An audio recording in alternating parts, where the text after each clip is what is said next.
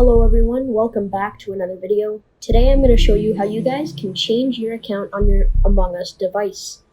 Now here's exactly how you do it. First of all, make sure you're on a mobile device. Now click on the settings tab. Click on data in the top right there.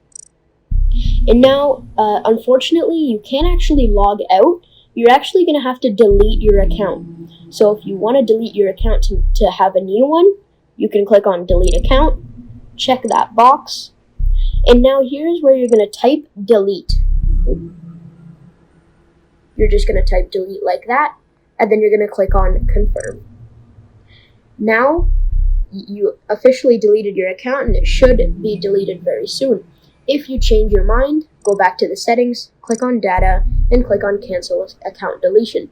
Now after this, you're going to go ahead and delete the mobile app. So go ahead and delete Among Us right now.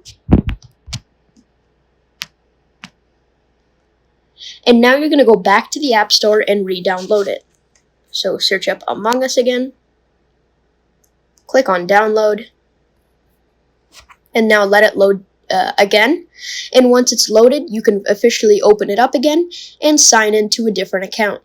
That's exactly how you do it, and thank you for watching.